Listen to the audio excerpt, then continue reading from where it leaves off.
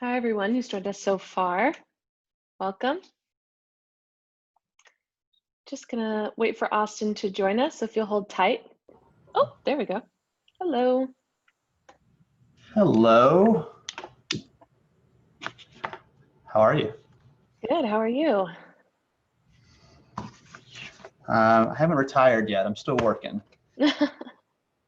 So, yeah. Fortunately, I like what I do. So it's helpful. Yeah. So we're gonna give everyone a couple more minutes to join us. 45 people so far in the event. Great. And while we're waiting, I'd love to hear where everyone's coming from. If you want to say your city, your country, your organization, whatever you'd love to share, your profession, we'd love to hear it. So make sure in the chat you put in all panelists and attendees. Otherwise, only Austin and I get to join in the fun.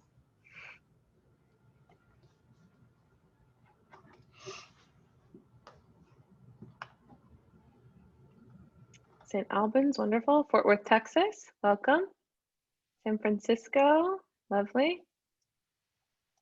We've got 2 continents so far. We usually have at least 3.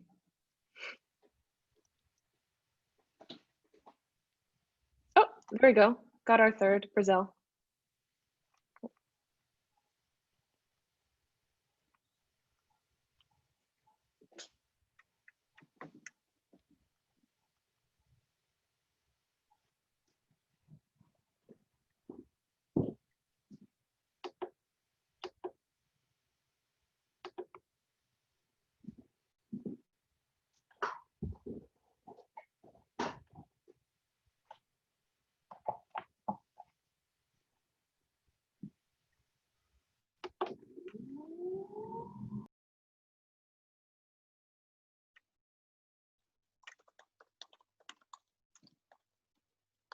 Give everyone just a minute or 2.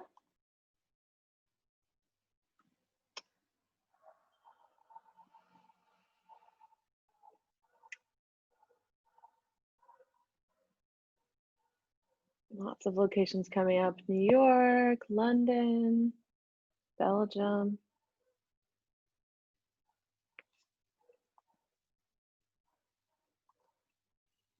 Vienna, lovely.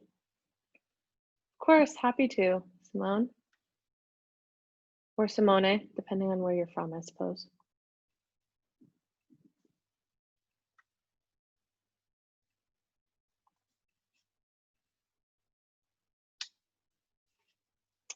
NYC, number of New Yorkers, that's great.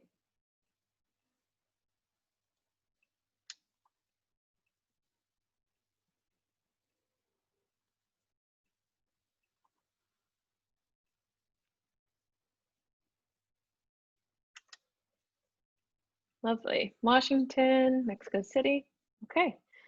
Well, I think we'll probably, oh, Venice, lovely. Hi, Kodens, how are you? So, oh, Myanmar. Wow, we're 4 continents now. That's pretty cool. Awesome. So I think we'll get started and we'll let everyone else join us as they do. So what are we doing today? Well, here on ArtEvolve, we're going to be talking about preventative collection care. What is it? How do you do it? Why should you do it? Why are organizations not doing it? And how can they, right? So our special guest here is Austin Sensman, who is the co-founder of Conserve. So Austin, will you tell us a little bit about yourself? Hey, yes, I'm seeing a lot of names on the attendee list of people that I know. So thank you all for taking some time to be with us today. My name is Austin Sensman. I am the co-founder of Conserve. And, I would like to absolve everyone of the notion, like right off the bat, that I am an expert in preventive collections care. I hope that doesn't drive anyone off the call. I mean, I think I have a lot of interesting things to say, given the work we've been doing. But, I come from a background of doing data and analytics work. So helping people take complex numbers and make decisions with them that have some impact on their organization. And my co-founder, Nathan, is very much an engineer. He loves to build things. And so we sort of approach this with a different set of perspectives. And that makes us good partners for people that are experts in doing this kind of work, and we can help, put the pieces together for other people's visions of how this should work. So I'll just stop there and we can keep going. Mute. Of course, thank you. I was worried I was going to do it first, yeah. Nope, totally was me. Yeah, so no, I think that sounds great. And I think, obviously in ArtEvolve, we do like technology here. So we do talk about it quite a bit. So I think this is very fitting that we're talking with a data specialist about preventative collection care. So tell us about Conserve specifically and what you guys do. Yeah, so just by the way, thanks McKinsey for having us. This is, sure. I'm really excited. I think you'll hear as we talk through this on the call, everyone, that between Conserve and Articheck, there's some interesting complementary things we're working together. We'll sort of draw those out. So Conserve, the big picture for Conserve is we want to focus on helping people do preventive conservation work. What's getting in people's way, and to build tools and resources that can help people get better outcomes for their collection. And the first thing we've started on is environmental monitoring. So, as we talk about preventive conservation here, it really is about taking into context the whole environment in which objects live to try to prevent damage. And so environmental monitoring, sensors that measure temperature, relative humidity, things like this, analytics that help us figure out what to do with that data, right? That's the first thing we've decided to focus on. And, if you went to our website, you would see a lot about environmental monitoring right now. So that's the beginning, but Conserve is also going to be taking into account like the larger context of the environment, looking at things like pests and other areas where we can prevent damage. So we've been at this for a couple of years now. So we've brought a decent amount of investment dollars into this space to try to work on this. And, we are a going concern right now, which is exciting. We have a group of great customers, and we've put together a product that we'll talk about more as we go on. That's something people love to use, and so I'm excited about the progress we've made. And we're just getting started though. There's just so much more to do. Great. I'm looking forward to digging in. So before we get started though, I'm going to put up a poll for everyone who's in attendance here. And our poll is about whether your institution currently follows preventative collection care methods as you understand them. So do you focus primarily on it most of the time, some of the time, but we'd like to do more? We plan to, but haven't started yet. We want to, but it's currently out of the budget. We want to, but we don't know how. Or no, and my organization doesn't plan to. You might plan to, but maybe your organization doesn't. So, well, we can talk about that too. I'd love to hear where everyone is at with this, because I think that, particularly we're going to be talking a lot today about smaller teams, smaller budgets, a lot of consequences of the pandemic that do affect collection care in, enormous ways. And we need to just be aware of that and think about, well, how can we, continue our standard of care? And one of the answers to that may be preventative. So I'll give everyone another minute to give their answers. If anyone else would like to pitch in.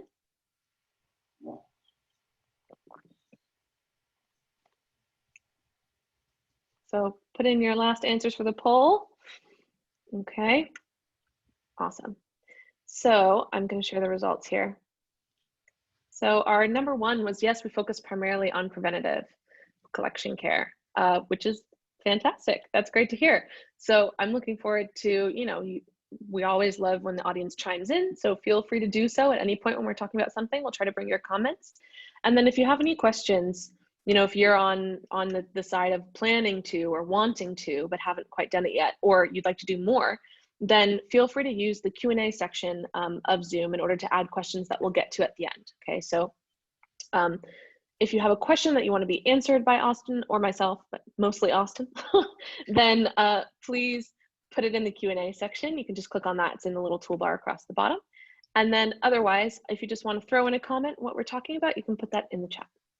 Okay, thanks everyone. So let's get into it. First, let's just start with the basics. What is preventative collection care? What does that mean to you? Well, it turns out there are a lot of people on the call that could answer this question very well, I think. So I would love for this to be an ongoing dialogue we go through. So I think it's a just really easy place to say, to start with what it's not. So, all the important work that goes on to repair damage to collection objects is critical. And it's, we've all seen wonderful videos of collections taking objects and putting them back together. It's extremely satisfying to watch, and it's important work. All the other work that goes on to try to minimize the likelihood of damage to an object is the preventive part of it. So it's a huge range of stuff, and we don't need to fool ourselves. This is a totally new discipline, right? I think as soon as humans started to imagine, immortality, then we were probably doing preventive conservation work, right? I'm thinking about a pyramid where, we're going to take all the organs out of this person and we're going to build a giant pyramid, and we're going to, try to take care of these things that are culturally important to us. It's kind of work's been going on for thousands of years. So as a discipline, it's relatively new. So if you wanted to go specifically study preventive conservation work as a major, for example, that's, you couldn't have done that 20 years ago, really. Now, every museum studies or conservation program, of course, had to have many important elements of doing this type of work, but it's really kind of zoomed in and gotten a little more focused recently. And, it's about agents of deterioration. That's Okay. probably one of the easiest places to start. So conservation 101. So let's go for it. So I have to list them all? No. Okay, good. Because right now we focus on a subset of them, but the domain is really focused around, well, what causes damage, right? And then to look at each one of those areas individually and try to minimize the risk in those areas. So, that starts with things that are a little more tangible, like theft and like security issues, fire and water. And we've certainly seen some bad instances of fire recently. And then you get into the more nuanced stuff, like, is the temperature correct, or the relative humidity levels and fluctuation correct, things like this. Are there pests that are, chomping away at things? But the 10 agents of deterioration really is kind of the wheelhouse of doing preventive work. So why do you think this has become sort of its own discipline in the last couple decades?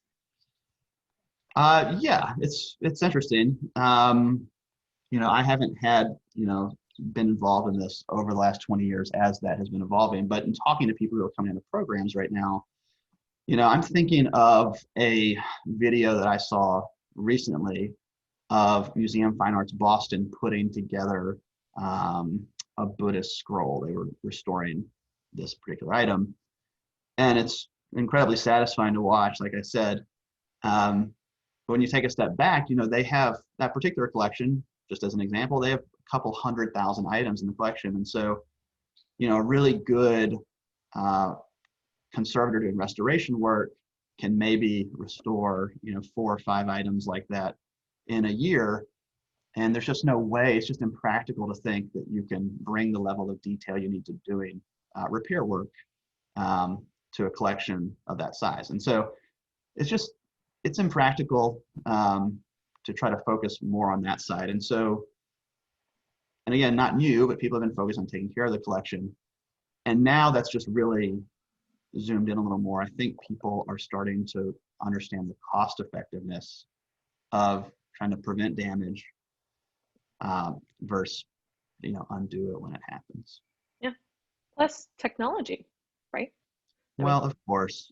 Yeah. I mean, I'll just talk about us, for example, or just the data logger industry generally, right? Like, to do environmental monitoring well, 50 years ago, you were going into the gallery or a storage area and taking a reading. That was it. And then in the 90s, we started to get loggers. Before that, everything was done on paper, really. But even the loggers were, very time consuming. And so we're now in a world where you have wireless stuff and the data can just show up at your doorstep, and it's a lot easier to do that job now. right? The threshold Mm-hmm. we get into that. And there are pieces of software that help people take care of pests and all sorts of other things. Technology has made this a lot more accessible for people, for sure. Yeah, definitely. So I think we touched on this a little bit, but why should we be doing preventative collection care? Well, I mean, we are strained for resources more than ever now, right? Yeah. And so, when I talk to museum directors over the last 3 or 4 months, the general sense is that budget for doing restorative repair work has really gone way, way down. And I'm sure some of the private practice people on the call have felt that, to a degree. Hmm. And when you talk to those same directors, though, it's not like they want to maintain the same level of care that they had before for the collection. They're just in a situation where they have fewer resources, whether it's money or people or whatever. And so Sure. in a way, there's this kind of inevitable shift happening right now, which is, we only have this budget. How can we get the most out of the budget that we have? Mm-hmm. So that's one thing. And then sustainability, I think, is the other big one. As museums have thought about lowering their carbon footprint, you know, energy consumption is a huge, huge piece of that for them. And so they've gone back to questions around, well, what should the environment be for the collection? Can we loosen things up a little bit? Can it be a little warmer in here? Can it be a little more humid? And can we reduce our energy consumption and still get a pretty good outcome? So Yeah. that's forced people to go back and take a look at this area in a way that they weren't looking at it, 20 or 30 years ago. Yeah, that's definitely true. I mean, we talk about this. We've had a number of webinars on sustainability. It's something important to us at ArtEcheck, and I think just also generally, it's coming up more and more. Right? It's becoming a priority more and more with collections, but also galleries and conservation studios. Pretty much everybody in the industry, and I really, I like the idea that it's no longer just the art that's the priority, it's the art in the context of the world, right? Mm-hmm. Which it really should be, because Mm-hmm. there would be no art without the world in existence and all the people in it. Um, so, we, talked about sustainability and of course, current situation with COVID-19, which I mentioned before, which is definitely affecting choices that are made by institutions now. Um, and I think also, kind of something that I was just thinking about earlier today was that because there are not as many exhibitions and there are not as many traveling exhibitions, you actually have more works in storage. And so Yep. preventative becomes even more important because you're not necessarily touching or looking at your collection as much as you might typically, right? So that's a really important one, not just to let it sit. Yeah, I think certainly a lot of people on this call understand that most things live in storage. But if you're sort of new to this world, I mean, in a given collection, 90% of the objects in that collection, you don't see them. They're in storage areas. And so, good storage is just a critical area of good preventive work. So Yeah. So Annika, our founder, mentions she's asking why people think climate controls haven't been relaxed more already, if that's a focus. So feel free to pop in the comments if you have any thoughts on that. Lack of data, another reason. Can have an additional conversation about that. Well, that's a great Yeah. question. I will say ASHRAE came out with their new guidance, I'd say recently, like within the past few years. And I think my understanding of it is that they are suggesting a bit of a loosening for collection environments, but you just have this tension, right? When we go into a collection to help, you just see this tension between the collections care people who have been living within a regime, of certain standards for a long, long time, and they're very conscientious, and so that conscientiousness here, it's made people a little wary of, well, can we really do that, right? So there really isn't good data, and so it really comes down to a battle of wills sometimes, right? Well, we're just going to loosen it. You know, we're going to let it float, the temperature float in here a little bit more because, you know, I've decided that's what we're going to do. And those are hard conversations because no one's really showing up with good data. People are still, I think, to a large extent, showing up with opinions. So, yeah, someone said fear. Yeah, exactly. I mean, you're terrified. You know, like what's worse if you're a collections care person than making a decision like that and causing a lot of issues. It's the worst feeling you can have in a role like that. So. Yeah. So let's see. Maria says sustainability, more research on materials, getting more insight. And then Gretchen, it's because many collection care professionals only know the old standards. Yeah, I think it's a mixture of things, you know. So hopefully, ideally, you know, more data will put people more at ease. So definitely something that we're gonna hopefully look into. Yeah, we can definitely have that conversation. We will have that conversation. Yeah. Before the hour's up. So let's see. As you've mentioned, your particular expertise is in data and data analysis.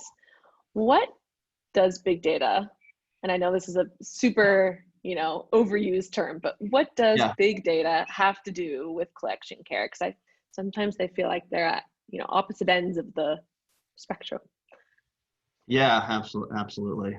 I would say big data hasn't played much of a role in this area historically. And I'd preface this by saying, you know, I think more and more data around a topic isn't necessarily, it's not magic. Right? Like when I hear Mark Zuckerberg talk about like, well, technology is a force for good and we'll just put all this data together and we'll have better outcomes for people. And it's not even funny. It's like sort of reprehensible, you know, it's like, no, we've seen that that's actually not such a great approach. And, you know, I will say though, that in the area that we focus on, which is environment and condition, that there really is, I think there really is a huge opportunity to unravel this central problem, which is what is the relationship between different environments and the condition of objects, right? Environments evolve, the condition of objects evolve. And, you know, just as a registrar or a curator, like has a sense of provenance and chain of custody. Here we're talking about, you know, chain of condition essentially, and being able to have a continuous and deep record of environment and condition, and from there to be able to untangle some of the hard questions about you know, what really does work, and to do it from a place of evidence. And that's the opportunity that I see for us. Yeah, I agree. I think that, you know, having big data is called that because you can't actually crunch it as a human being. You can't take the numbers in big data and manipulate them yourself, right? So if you hand an art world professional a pile of big data, that is the least helpful thing you could possibly do, right? Yeah, so what's really helpful is when you can take that big data and analyze it in a way that has actual actionable solutions coming off the other side, right? Yeah, and let me just clear up a few words here for people, right? So like humans are terrible at dealing with data. I mean, like we evolved in the African savannah, like we weren't having to like deal with spreadsheets during that era. Yeah. And so when I think of big data, you know, like how many rows of data on a sheet before you can't just look at it and tell what's going on? I mean, is it 50 rows? You know, so in some ways, like any amount of data is just really can be really overwhelming to people.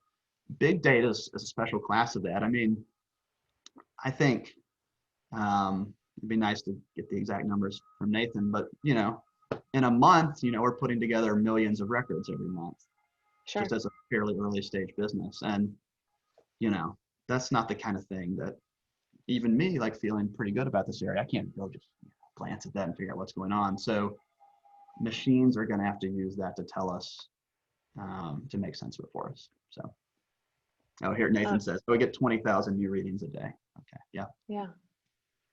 Still, even 5,000 readings a day, going through Yeah, that yeah, manually, it would that's take right. you another week to do That's it, right. and then you'd That's be right. a week That's right. behind. And That's right. Yeah. yeah, yeah. So yeah, I agree. It's something where, you can't, just the big data itself is not necessarily helpful. It's the analysis of it that is helpful to collection care. Yeah, and that's an area where we've been hindered, right? So like the Hmm. Image Permanence Institute has done some really good research on the role of environment and damage to objects.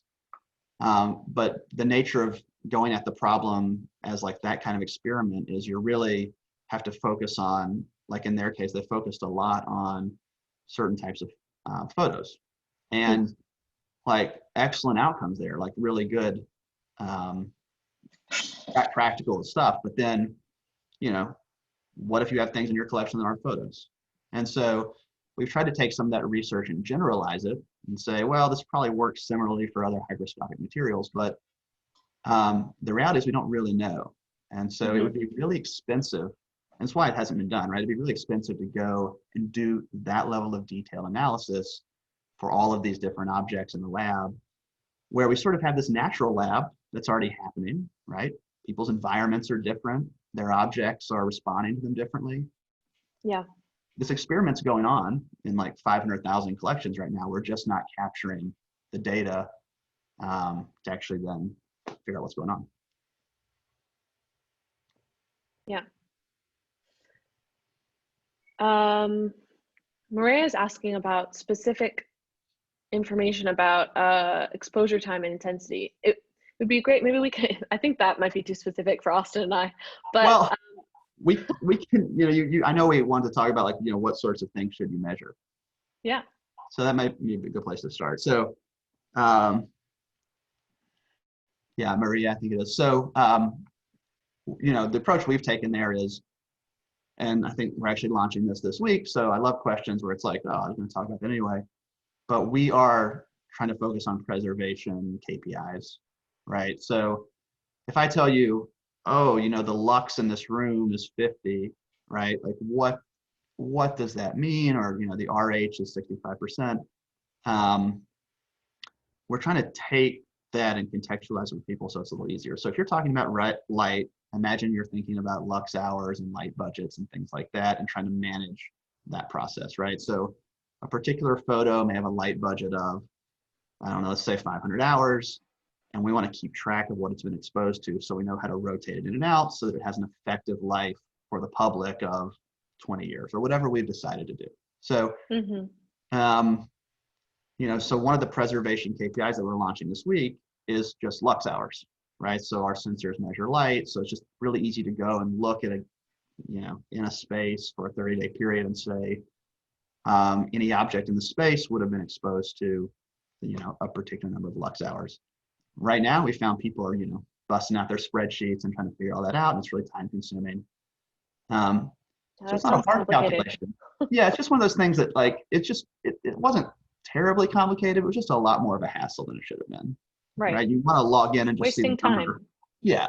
Oh, the number's 50. Okay, great. Like, let's move on and do the next thing. So um, we're not going to like be prescriptive about light budgets for now, right? Because you probably formed a good sense of that. But we'll absolutely help you understand, where you are in maintaining that budget. So. Interesting. So when you talk about these preservation KPIs, what are some other ones that you look at? Yeah, absolutely. So again, some of this stuff is not going to sound like earth-shatteringly complex. We really Sure. want to start with helping people do the basics well. So in any given space, people should have a sense of what they would like the environment to be in that space, for their collection. And so we've started by making that really easy to do. So to set a set of levels for a space around ranges and fluctuation or around the different agents of deterioration. And so we just launched something last week, which it just tells you what percentage of the time are you within your level, right? It's really simple, but it's the kind of thing that you can take to your facilities people and say, hey, we only got to 80% this month, guys. Can we get to 90 or 95? And it's a way to solve these problems together as a team, where you're not just showing them a graph that has, RH on it, for example. Hmm. We found that to be a really powerful way to, it's a little bit of a game all of a sudden, right? Here are my numbers, I want them to go up, and everyone can kind of get on the same page with that. So we're doing that. We'll do some things around, slightly more complicated, around damage rate and mold risks.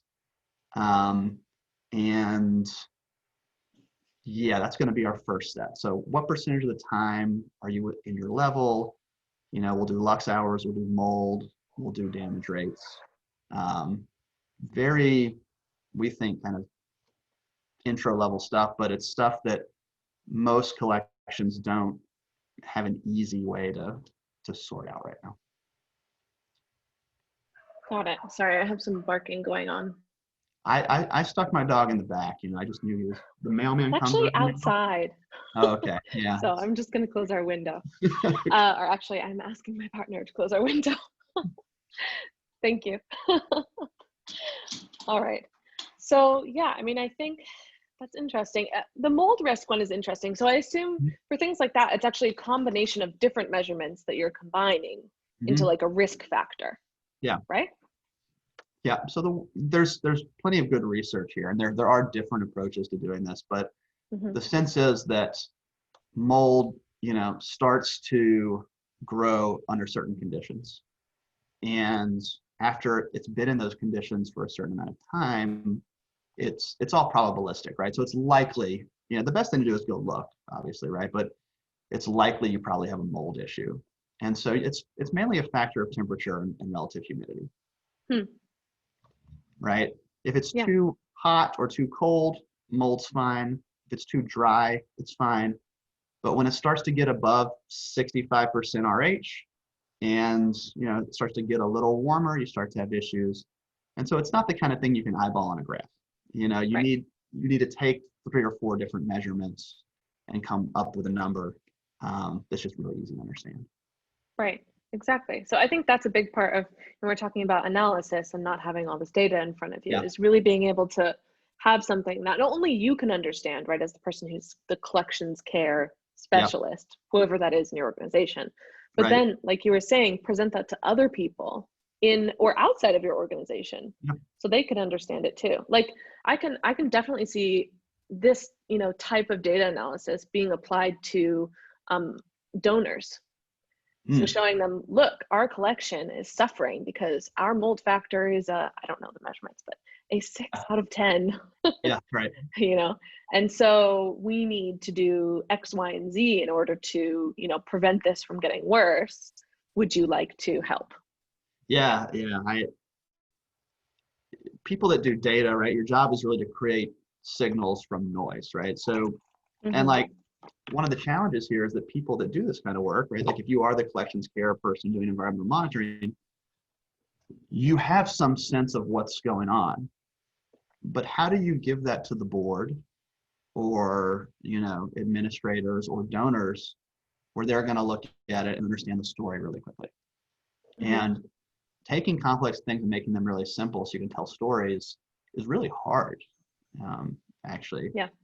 And so you see a lot of collections, they'll print out their temperature and relative humidity graph and they'll give that to everybody once a month. And the reality is that thing's going to go in a drawer, you know, right? Especially if it's on paper. Yeah, it just takes too many calories to figure out what's going on. Yeah. And that means the collections care people, generally, we find them frustrated, right? People aren't listening to us. And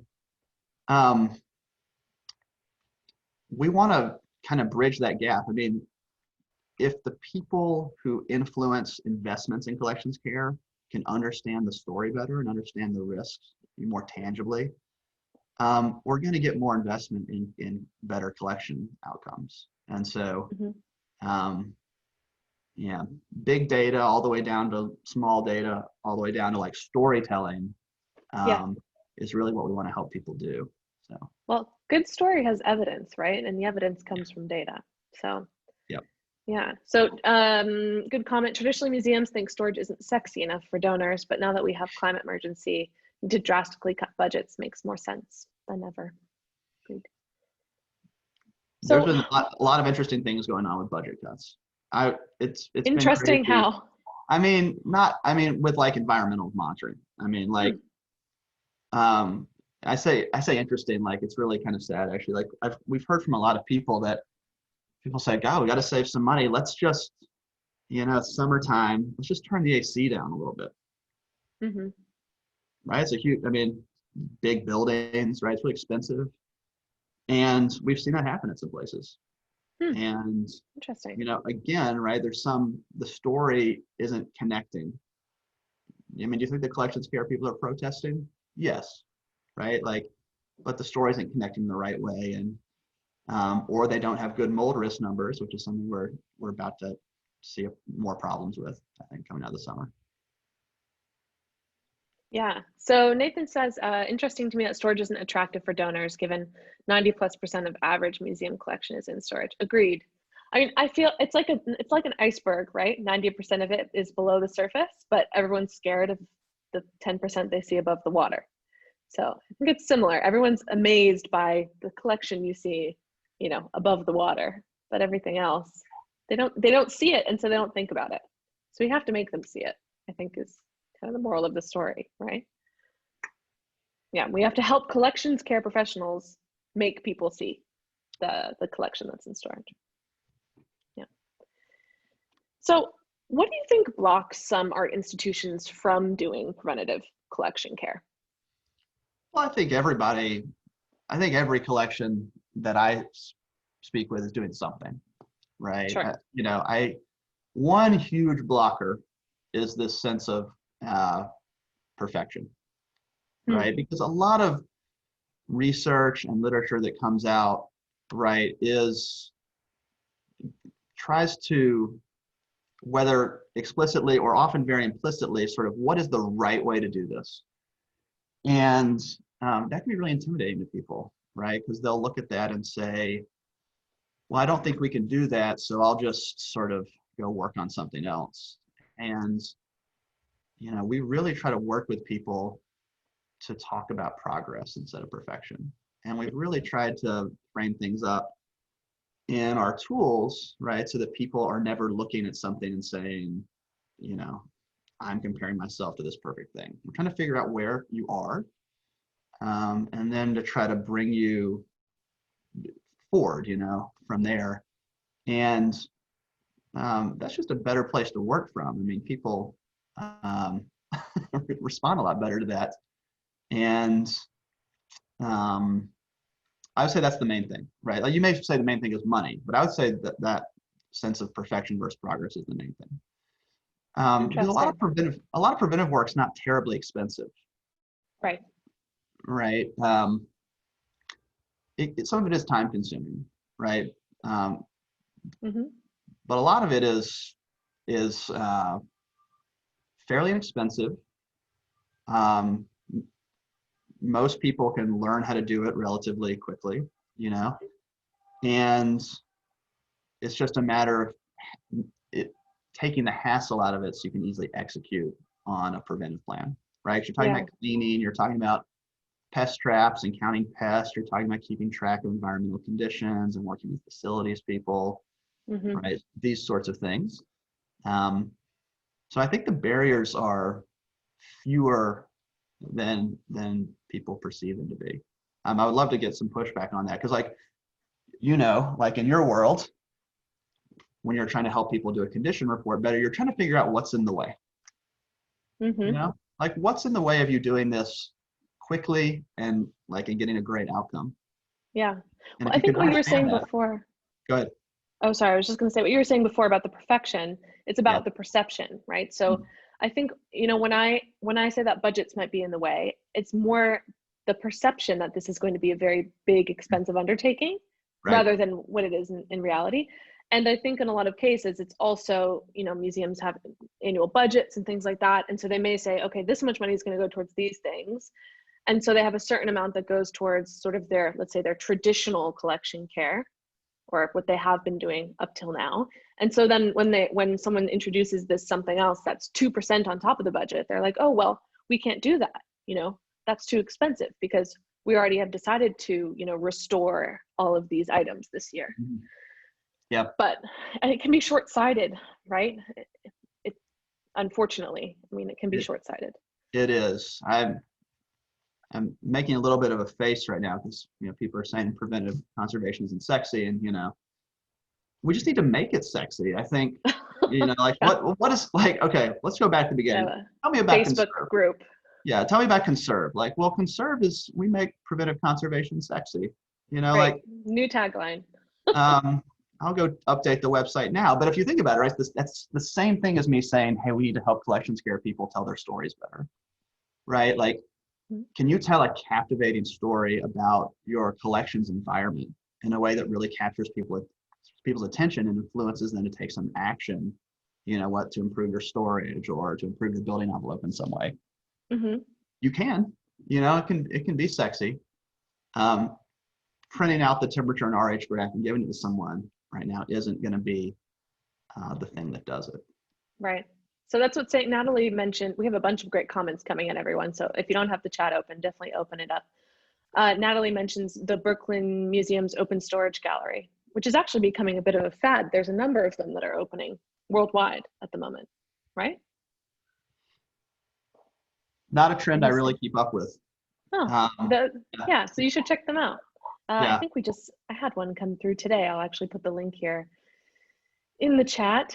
But, just the idea of essentially storage not being private anymore, which is a pretty interesting concept, right? And then we have a couple other comments here as well, just to bring some of you guys into the conversation. Cost is always a concern. Most staff outside of collection staff are more interested in collecting rather than caring for what we already have. I think that's a very important point. Collecting and collecting rather than caring. What do you think about that, Austin? Do you see that happen? Well, I guess we could talk about this hot button topic of, was it the Brooklyn Museum of Art that sold these 12 paintings, right? Recently, like within the past week. And they said, we're going to take the proceeds of the sale. We're going to hold that in trust. We're going to use the interest off that to fund collections care initiatives, right? The idea being, and this is like super taboo, I think, generally to do this kind of thing. But the idea being that if we can't take care of the things we have, what's the point in having them? And so this caused a lot of controversy. I felt, certainly that's a great loss, is that collection is a resource to sell things from it. But it put them in a place that was more sustainable, where they could take good care of the things they had, and sort of back them off this idea of more and more stuff in the collections. I'm sure people have things to say about this because people were all over the place, I think, on social media about this over the last week. Yeah, I did see chat about that too. I put in the comments, by the way. I think it's a museum in, this comes from my colleague Stacy. It's a museum in Rotterdam that's putting the entire collection on display in a warehouse. So yeah, I mean, I think it's difficult to make those decisions as an organization, right? In terms of, making that switch over. But I would, counter that with saying that a lot of things that go into private collections don't necessarily stay private, right? They do go into exhibitions. They do continue provenance. It's not that they get hidden away in a dark room forever. Right. Yeah. So, I mean, hopefully, and I'm wondering if that's even something that museums consider sort of writing into the agreement of the sale, is that this has to go on exhibition. Do we need to go grab the Vastari team and yes. type them in?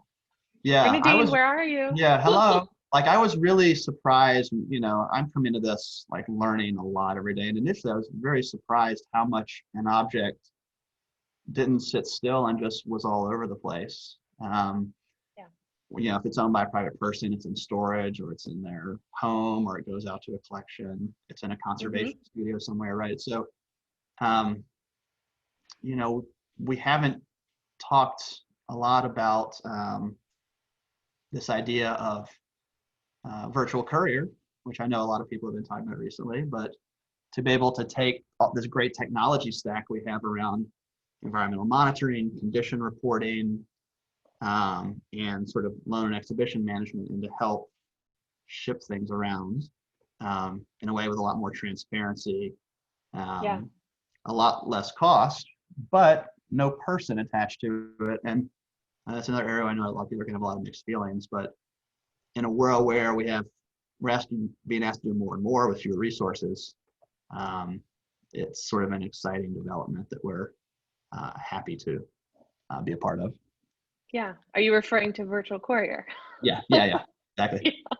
Thank you for the for the shout out. Yeah, Yeah. looking forward to going into that and seeing what additional items we can add into Virtual Courier for everybody's benefit related to more data, good data, Or helpful data, data. analytics. Yeah.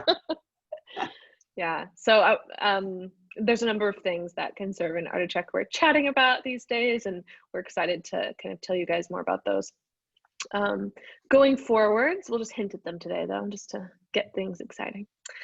So we have some other comments. I'll just bring in a couple. Storytelling is really important. The fact that public curiosity about preservation and need to democratize this information. Yeah, I agree. You know, the cultural heritage is a community, you know, treasure, right? That's why a lot of museums are public. So there are ways that we can all sort of participate in that. And I think with the internet especially, it makes it even easier to have museums allow their public to participate. Yeah, a lot of we get a lot of challenging feedback being a private company in the space that things worth addressing, especially around data, right? I mean, we've seen a lot of, you know, the worst examples of this is private companies are taking people's data, they're using it to enrich themselves, often to the detriment of other people or to the public. And, Yeah. you know, we just don't see the data we gather as primarily a commercial resource, right? So, you know, we're in a couple of conversations right now with how can we take the data we're collecting, anonymize it in an appropriate way, and then give it back to academics who are doing basic research around these topics to use. And I'm very excited about that, right? There's so much basic research that needs to be done right now. And, you know, we're going to do a sliver of it, but so much of that work is going to be done in academic and public settings. And so we're like very committed to using the data resources we have to support those projects. Yeah, definitely. So let's talk a little bit about future of collection care. Yeah. What do you think it is? Well, I would go grab a bunch of people who just came out of preventive conservation programs, you know, who have, and this is interesting now that there are these programs that are producing graduates. You have people who are staking out their career, but, you know, and focusing on this particular area. And I'm really interested to see that energy sort of come over the next few decades, really.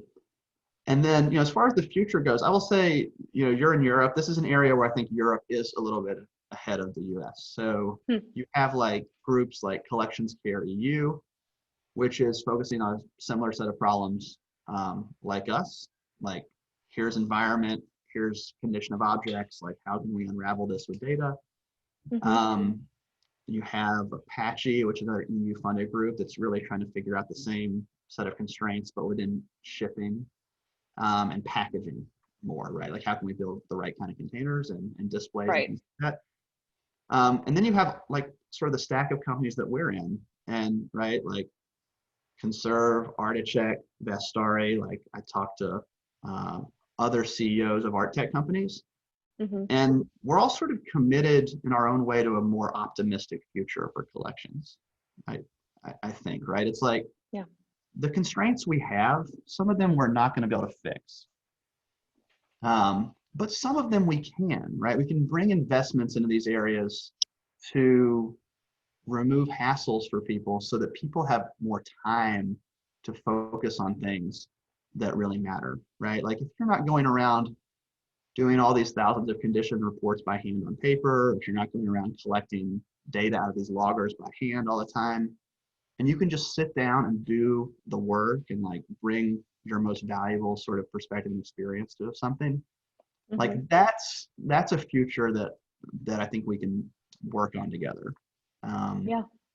and if that reduces human suffering a little bit, and people are getting better outcomes or enjoying their work more, that's what's most exciting for me. Like the impact we can have on like very real people doing very real work, and that's I don't know, that's my exciting future for collections.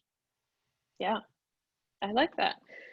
And from I guess from our perspective, Articheck perspective, we want to make sure that people have the ability to keep track of things, right? And for collection care.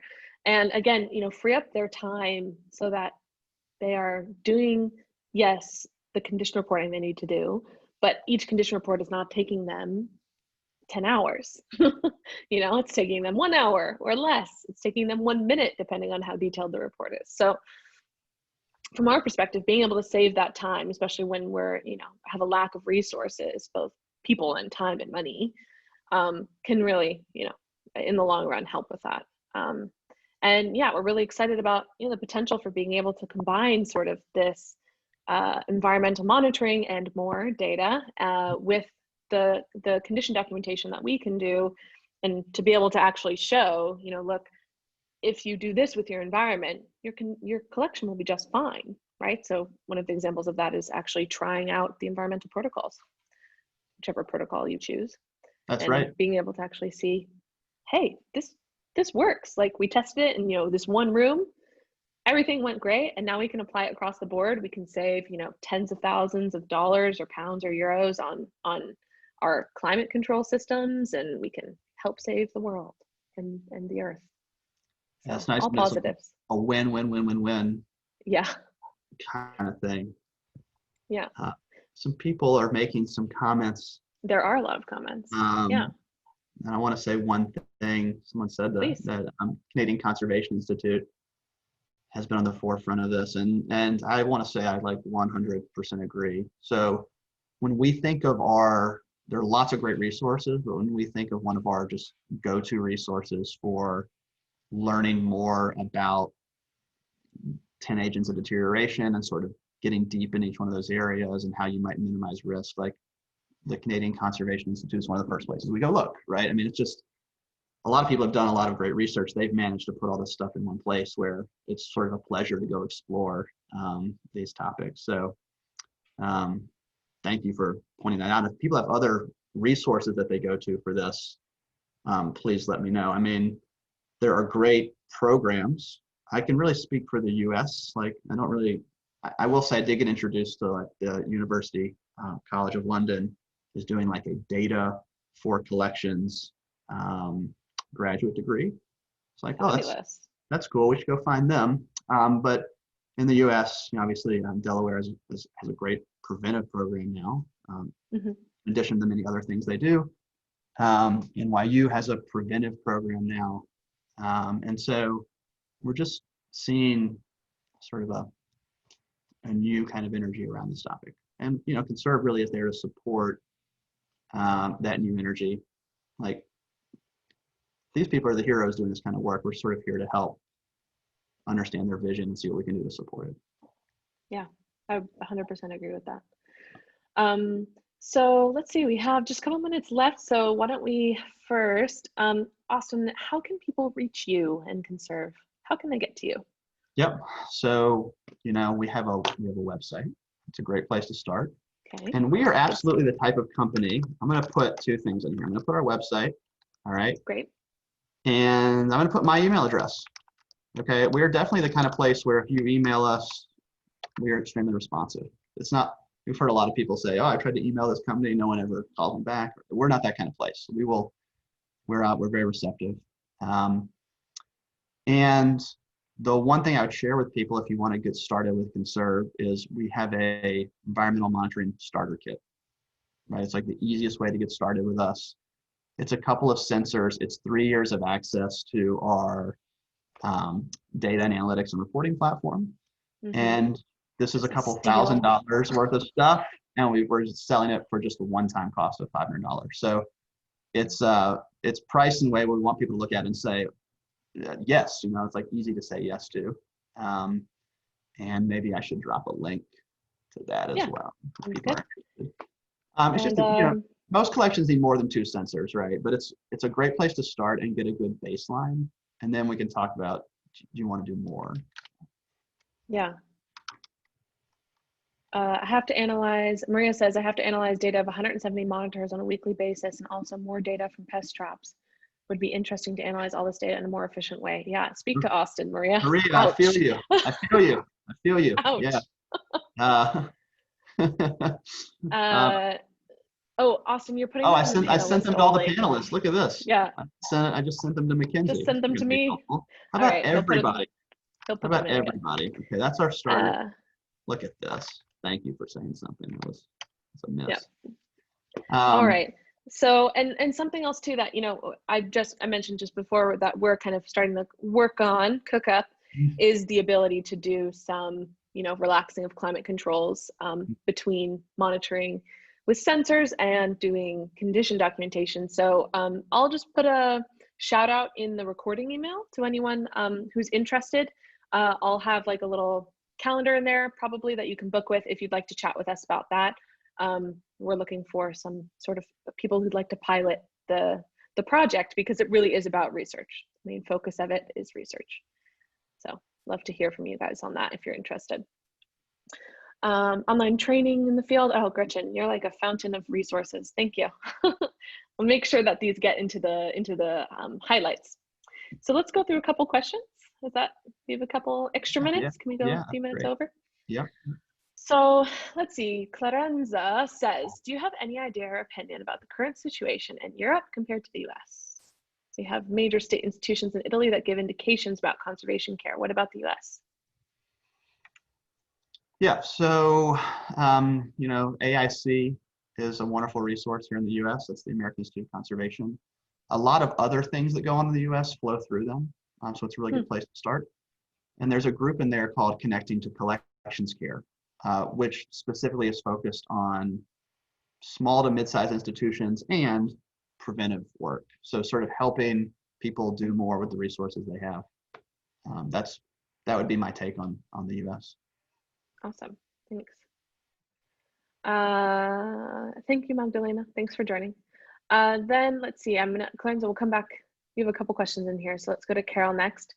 For our institution, small, all-volunteer historical society, the main issue is budget and feasibility. So what would you say to that? I'm not going to tell you you're wrong, right? I mean, I'm not saying it's never the case that budgets aren't problems. Sometimes they are. And but what I would suggest to you, and use the word feasibility, is if you take perfection out and you focus on progress, right? If you can get a really good understanding of where you are along these different dimensions of preventive care, right, and come up with a plan for the next 12 months just to get a little bit better in some of these areas, I think you would find that it wasn't as hard as you think. And if anyone on this call is looking to connect with a consultant who does preventive work, right, just have a conversation with somebody about, well, what could we do? That'd be a great reason to reach out to me, right? If you want to have a 30-minute talk with someone who focuses on preventive work and like you say, I don't have any resources, but I want to get better, we can find some people for you to talk with. So that's great. Very generous. And so let's see, just Carol also says, are your sensors proprietary or does your software work with sensors that we already have? Okay, most of the people that work with us use other sensors, right? So, whatever kind of sensor you have, if you have a Pen 2, if you have a Hobo, really anything, right? Our software layer will take data from any of those, right? Because the software is really the valuable part, right? What does this data mean? What are the stories I want to tell? And so we don't care what kind of sensor you have. That piece of software is free, right? That's really worth noting. Are there paid versions of it? Yes. But there's a free version that's going to work really well for most people. Unlimited data, unlimited users, don't worry about that. So whether data loggers are just really fancy paperweights. They're just sometimes it does feel like that. But yeah, so we would love for you to have our sensors. We feel like we built something that's like really outstanding for collections, but we understand it's not a perfect fit for everybody.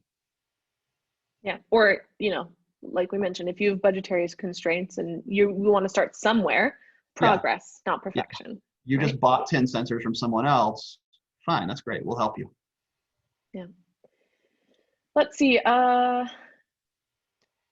you think there are major differences between collection care while in the galleries and in storage? Yeah. Yeah, so I'll sort of answer both of these really quick. So, Sure. Storage is a lot easier in a lot of respects. Like you have a lot more control. There aren't like these sweaty humans in there, and it's a little more straightforward. And in storage spaces, people will often segment them to be a little more focused on certain types of objects. You may have cold storage for photographs and other areas that are meant for different types of objects. You just can't do that necessarily in a gallery, right? You might walk into a room and have a piece of lacquered furniture and a photo on the wall and this kind of thing, and it's just you're sort of dealing with a more of a melange of things. So unless everything's in a hermetically sealed box. Right. Some people, yeah, exactly. So that's one thing. And then for temporary exhibits, like whether it's in a collection or in like a private gallery, it's a little different. I mean, for private galleries, the gallery owner is hoping that stuff doesn't sit on the wall very long in there. And so they're not thinking a lot about long-term effects of environment. They generally try to maintain good environments, but they're not obsessed with it.